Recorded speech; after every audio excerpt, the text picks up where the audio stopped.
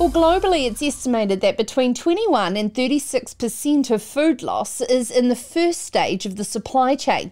We don't have comparative data here in New Zealand, but in Australia, it's estimated that just over 30% of food waste annually exists in the primary production stage alone, costing the sector $1.1 to $2 billion in Australia per annum. It is a gutting thought for those farming food that we know that the loss in production there is for a diverse amount of reasons. Natural events such as droughts and bad weather obviously affect primary production, but also market conditions that are out of our control off farm cause farmers to have to throw out what is edible food. Things like the cost of transportation, as we've seen, shipping, logistics, supply chain issues, and of course one we are very familiar with, which has been seen by COVID causing dramatic labour shortages. And seeing those farmers and growers forced to leave their crops unharvested is gutting. The significant food waste continues through in supermarkets and the hospitality sector, but the average New Zealand household also sends almost 10 times as much food waste to landfill per capita as supermarkets do. There is a coalition of champions from our food supply chain that are working and committed to this massive issue. Halving food waste by 2030 is a UN Sustainable Development Goal, including reducing food waste by 50% over the next 10 years. And joining us on this week's panel is two wonderful women that are these champions. Francesca Goodman-Smith is the Waste Minimization Manager at Foodstuffs New Zealand with a passion for reducing food waste. Francesca's master's thesis at the University of Otago investigated supermarket food waste, and she's accelerating Foodstuffs' award-winning waste minimisation program across 200 new worlds in foodstuffs. Associate Professor Miranda Mirosa is a Director of Food Waste Innovation at the Director of the University of Otago's program and the author of the Mirosa Report, written for the Parliamentary Environmental Committee, who ran a targeted briefing on food waste in New Zealand, which looks at the current status of food waste in Aotearoa. And they both join us now. Welcome, ladies. Thank you so much for your time, not only to join us on Sarah's Country, but also the work that you do. Miranda, I will kick it off with yourself. You have been involved in this field. You're overseeing many students, postgrad students as well, in this food waste minimisation. And the Mirosa Report is hugely influential in the work that government are putting towards it. But let's set the scene around the fundamentals of food wastage in New Zealand. And what are some of those barriers we need to overcome? Okay, first of all, good morning, and thanks for having me on the show. We're talking, the question is across the supply chain, or are we focusing on production? So more general, first of all? Yes, let's do general to start with, but yes, and start right through the supply chain as well. Yeah, and maybe that's the first point, is that food is lost and wasted right through the supply chain, right from farm to fork. And we do have some data in New Zealand. We have better data at the other end of the supply chain in terms of how much households are wasting, how much retail and hospitality are wasting. We know we have less. The data is less good at the earliest stages of the supply chain. So we don't, like you mentioned, have very good data at the production level. But we know that food waste it's a big issue. It's a big issue nationally. It's a big issue internationally. It's a big issue in terms of the economic cost of the food that is being lost and wasted. It's a big issue in the fact that we have hungry people, yet we're throwing away so much food. And also it has a really big environmental toll as well. So when we send food to landfill, it produces methane, which of course is a greenhouse gas, which is contributing to global warming and so forth. So there's lots of reasons for reducing food loss and waste right through that supply chain. And because it's because it's wasted right through the supply chain, it means that it's essentially everybody's business. Everybody has a role to play in addressing food loss waste reduction.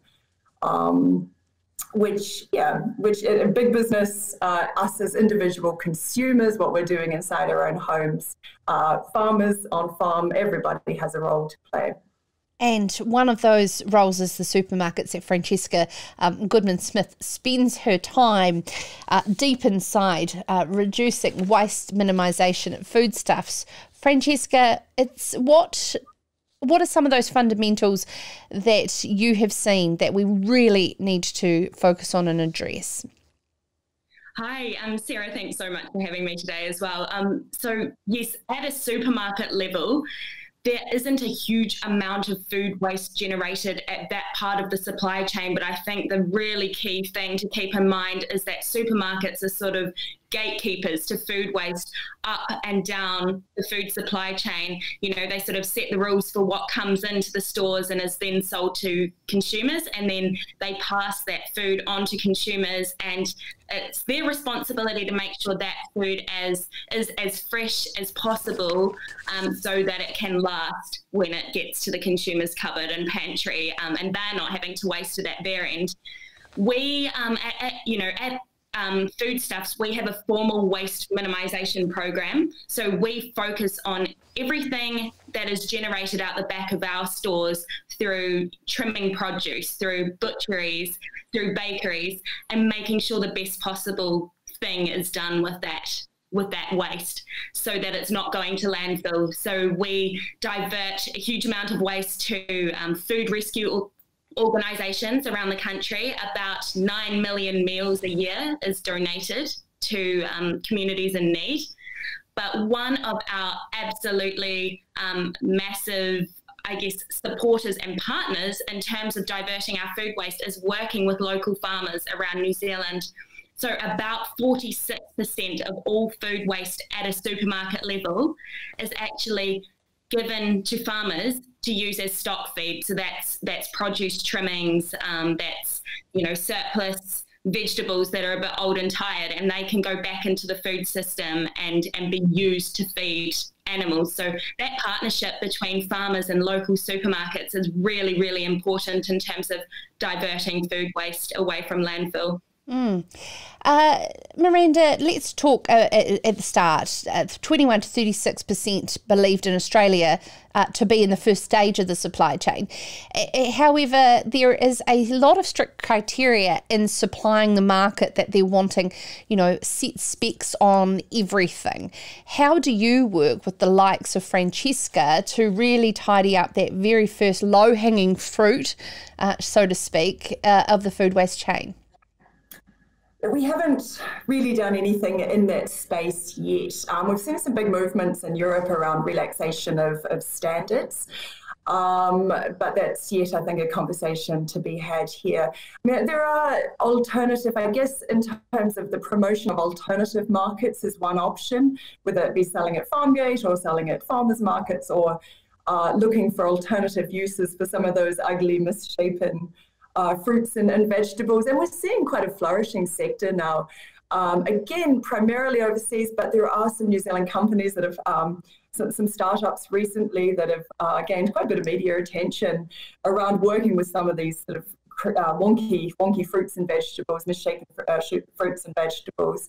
I think it's a push and a pull, right? We need to both have the push of these from the production, from the producers, and sort of the push of these markets, but we also need the pull to come from the consumers. So a lot of it, I guess, is around education, and I guess that's where we come in. I'm primarily a consumer behaviour researcher, so we're trying to work with people to educate them in terms of understanding that these foods are good and they're nutritious and they're tasty and perfectly, absolutely edible.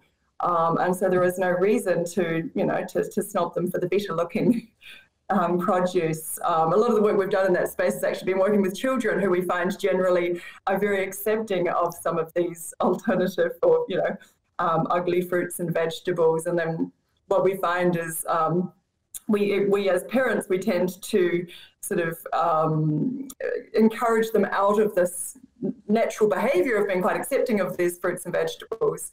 But when we go to the supermarket, saying things like, make sure you pick the good looking oranges, or, get the really round apples and things. So we're sort of teaching them to not accept these, which I think there's some work we can do in that space as well. Yeah, Francesca, the work that you're doing in that space, I understand the ugly food movement is something that is happening globally around the world, but also how we can bring that here. I'd like to talk about that particularly and what Foodstuffs has been doing, as well as I admire their Taste the Season campaign as well, because seasonal eating can also have amazing environmental benefits, as well as the role that New Worlds and Foodstuffs stores can play in how we look after our food after we've purchased it as well.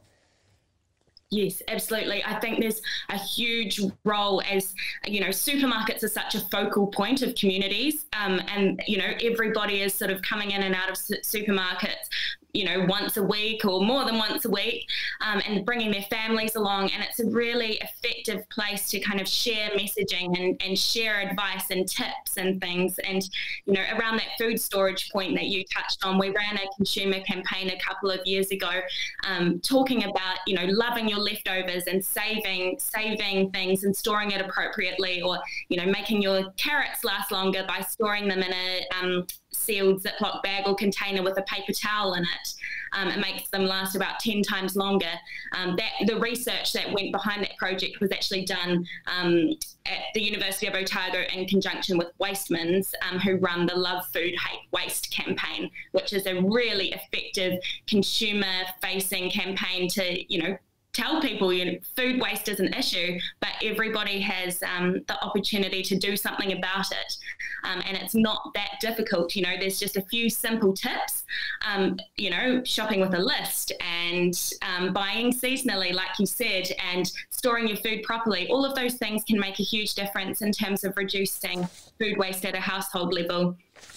So I think the supermarkets, they really do have that responsibility to their customers to help them on that journey. In terms of, ugly fruits and vegetables, I think Miranda just hit the nail on the head there.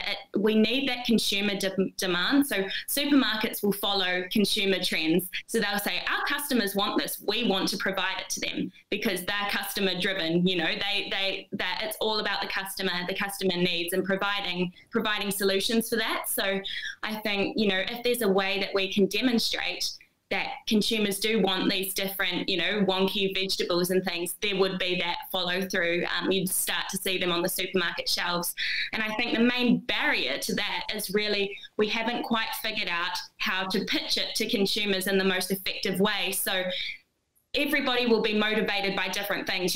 One person might be motivated that this actually means that farmers can, have a bigger yield and not be losing so much of their crop each year. So that's what motivates them. Someone else might say, I can probably get that product for a little bit cheaper. So that's what motivates me. And then somebody else might think, this is preventing food waste and contributing to, reducing climate change and greenhouse gas emissions. So that's what motivates me. So I think it's about putting all of those messages out there so that people can latch onto the part that really resonates with them. Yeah, absolutely. And it was great this morning to see Al Brown on the AM show focusing with the campaign Everybody Eats and what they're doing in the hospitality sector. So everybody, as Miranda says, has a role to play in this entire supply chain, right through to our households as well.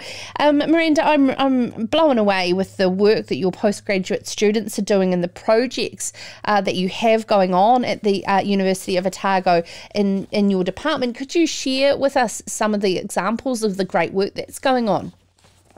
Yeah, sure. So we have a research theme, like you mentioned in the introduction, food waste innovations, and we have approximately 30 or so researchers sort of as part of this theme. And we've got three key sub-themes. So one is around metrics and management. So really trying to get a better sense of the data, of the numbers. What is being wasted, how much, where, and what the impact of that waste is.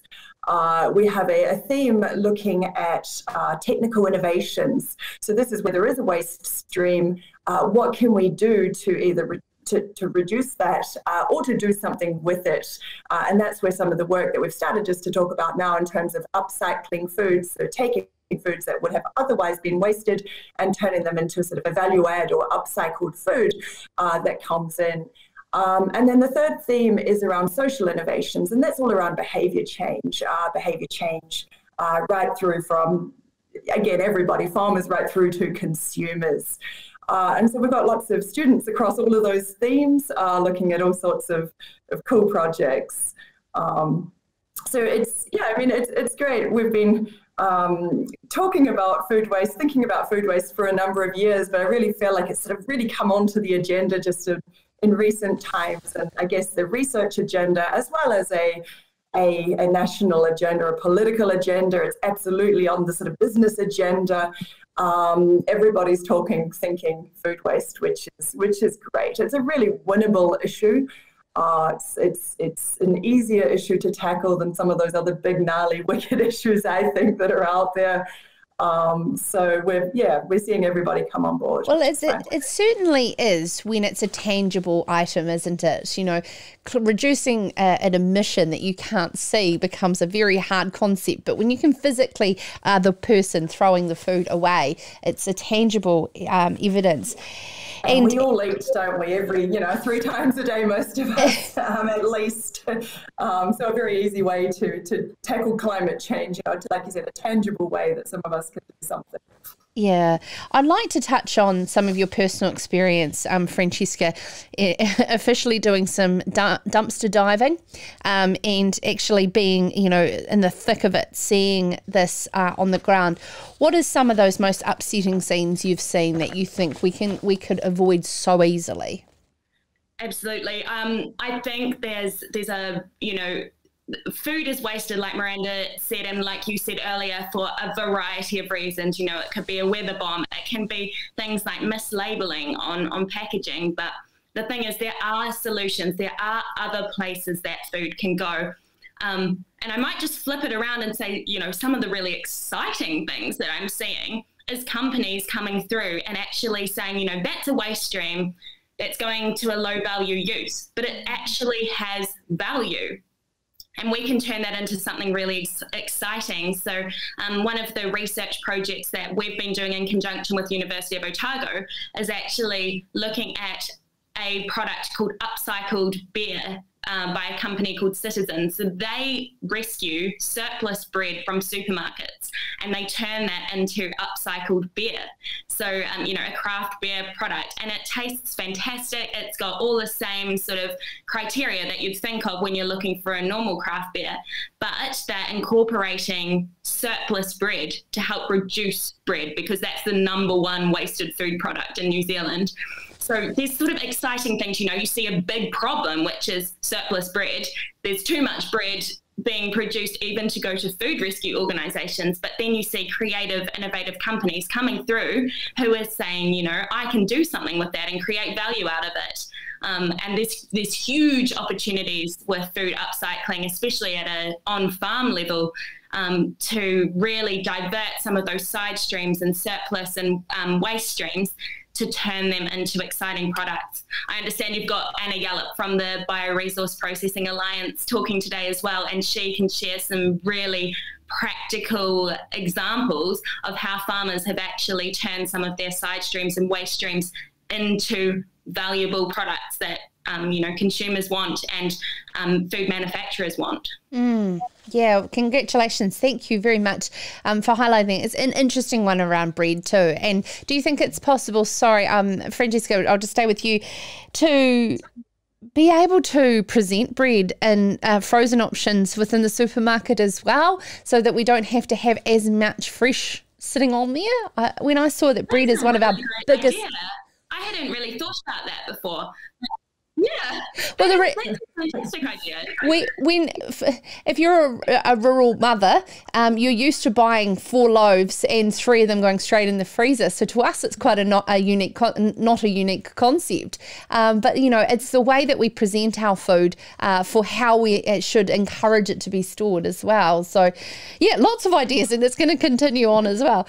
Francesca, the really big tangible thing in the middle of this, and how cool to have your name on it, is the Mirosa Mirosa Report that you presented to the Parliamentary Environmental Committee around this massive, and it's so detailed and it goes right through the entire supply chain.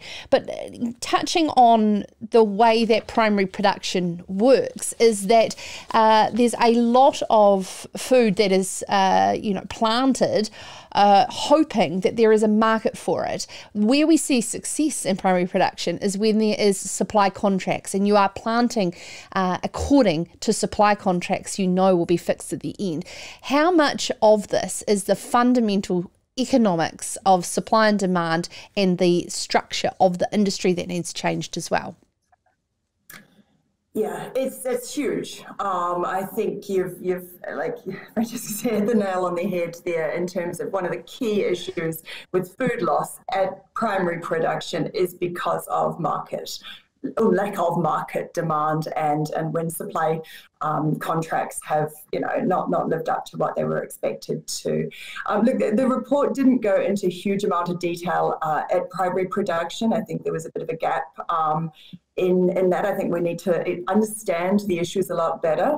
You mentioned before lack of data, but we also a lack of understanding of some of the issues. So I think, and that's internationally as well. I guess part of the reason is historically at least, food loss and waste in developed countries like New Zealand has been assumed to primarily be a consumer issue. In terms of where food is wasted along the supply chain, estimates were that most of it was post-consumer, so post-retail, I guess, at the consumer household level in particular. We're now starting to understand, and I think Australian data has helped us here, that actually primary production, particularly in nations like New Zealand that are agricultural nations and export-orientated nations, there is likely to be a significant amount of waste at the earlier in production.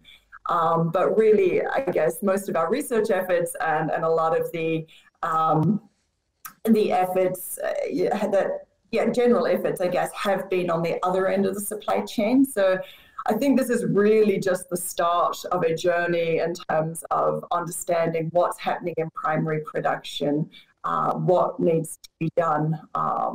There's still a lot we don't know.